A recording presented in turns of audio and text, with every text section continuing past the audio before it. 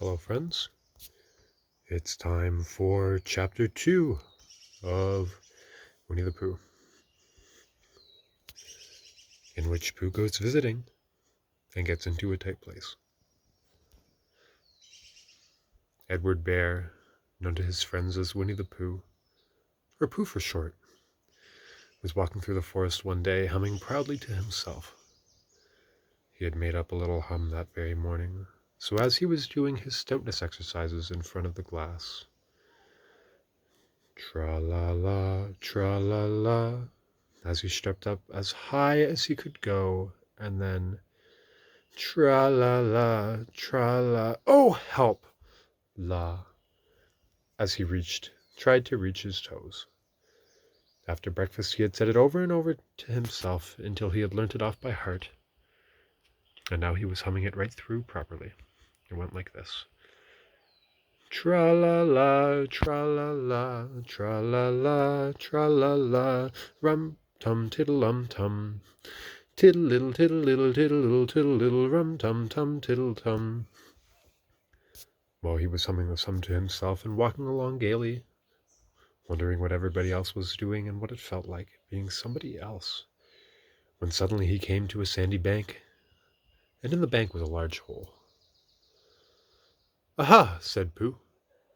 "Rum-tum-tiddle-um-tum. If I know anything about anything, that hole means rabbit," he said. "And rabbit means company," he said. "And company means food and listening to me humming and such like. Rum-tum-tiddle-um-tum." So he bent down, put his head into the hole, and called out, "Is anybody at home?"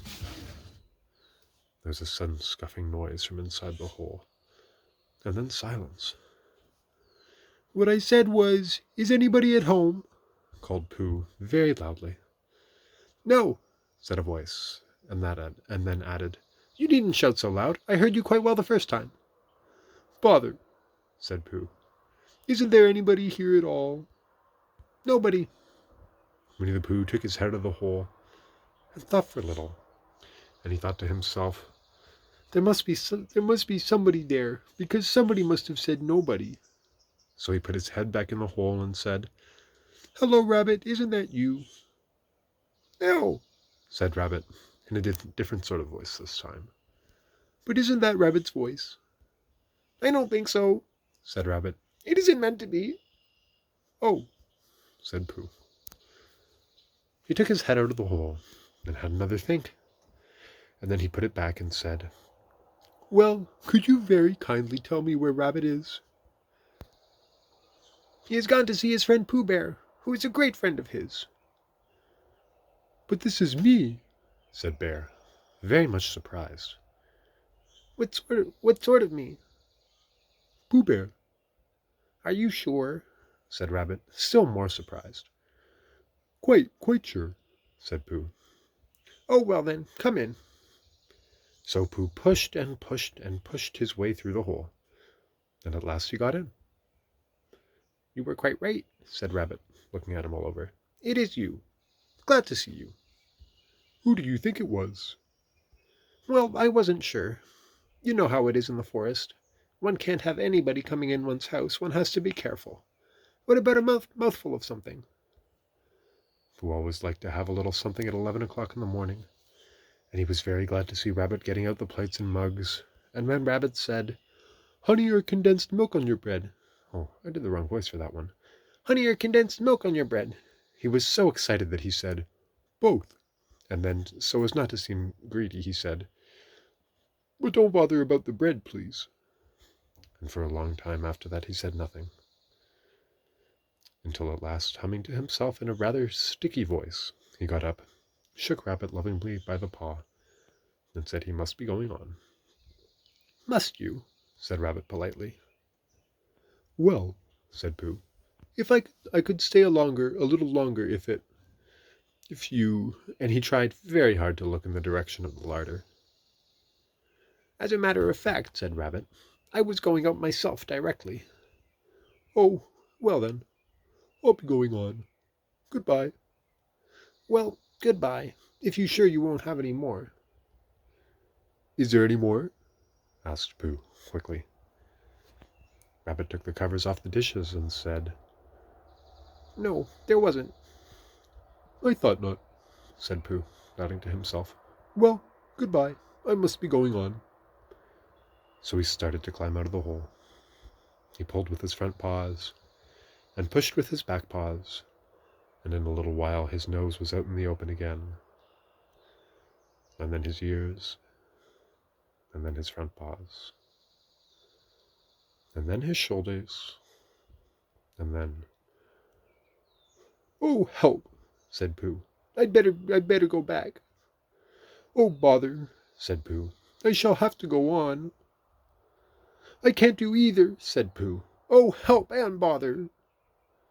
Now by this time Rabbit wanted to go out for a walk too, and finding the front door full, he went out by the back door, and came round to Pooh, and looked at him. "Hello, are you stuck?" he asked. No," said Pooh carelessly. "Just resting and thinking and humming to myself." "Here, give us a paw." Pooh Bear stretched out a paw, and Rabbit pulled and pulled and pulled. "Ow!" cried Pooh. "You're hurting." "The fact is," said Rabbit, "you're stuck." "It all comes," said Pooh crossly, "of not having front doors big enough." "It all comes," said Rabbit sternly, "of eating too much." "I thought at the time," said Rabbit. "Only I didn't like to say anything," said Rabbit. "That one of us was eating too much," said Rabbit. "And I knew it wasn't me," he said. "Well, well, I shall go and fetch Christopher Robin." Christopher Robin lived at the other end of the forest, and when he came back with Rabbit and saw the front half of Pooh, he said, "Silly old bear," in such a loving voice that everybody felt quite hopeful again.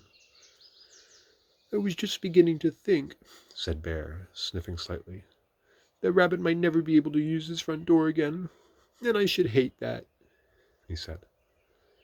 "So should I," said Rabbit. "Use his front door again?" said Christopher Robin. "Of course he'll use his front door again." "Good," said Rabbit. "If we can't pull you out, Pooh, we might push you back." Rabbit scratched his whiskers thoughtfully and pointed out that when Pooh was pushed back, he was back, and of course nobody was more glad to see Pooh than he was. Still, there it was, some lived in trees and some lived underground, and... "You'd mean I'd never get out," said Pooh. "I mean," said Rabbit, "that having got so far, it seems a pity to waste it." Christopher Robin nodded. "Then there's only one thing to be done," he said. "We shall have to wait for you to get thin again." How long does getting thin take?" asked Pooh anxiously. "About a week, I should think." "But I can't stay here for a week." "You can stay here all right, silly old bear. It's getting you out which is so difficult." "We'll read to you," said Rabbit cheerfully. "And I hope it won't snow." He added, "And I say, dear old fellow, you're taking up a good deal of room in my house. Do you mind if I use your back legs as a towel horse? Because I mean, there they are, doing nothing, and it would be very convenient just to hang the towels on them." "A week," said Pooh gloomily. "What about meals?" "I'm afraid no meals," said Christopher Robin, "because of getting thin quicker. But we will read to you." Bear began to sigh, and then found he couldn't because he was so tightly stuck. A tear rolled down his eye, and he said, "Then would you read a sustaining book, such as would help and comfort a wedged bear in great tightness?" So for a week Christopher Robin read that sort of book at the north end of Pooh. Then Rabbit hung his washing on the south end. And in between Bear felt himself getting slenderer and slenderer. And at the end of the week Christopher Robin said, "Now." So he took hold of Pooh's front paws, and Rabbit took hold of Christopher Robin, and all Rabbit's friends and relations took hold of Rabbit, and they all pulled together. And for a long time Pooh said only, "Ow!" and "Oh!" And then all of a sudden he said, "Pop!" just as if a cork were coming out of a bottle. And Christopher Robin and Rabbit and all Rabbit's friends and relations went head over heels backwards. and on top of them came Winnie the Pooh, free. So with a nod of thanks to his friends, he went on with his walk through the forest, humming proudly to himself. But Christopher Robin looked after him lovingly and said to himself, "Silly old bear." And that's the end of that one, friends. Come back next time. Love you all. Take care.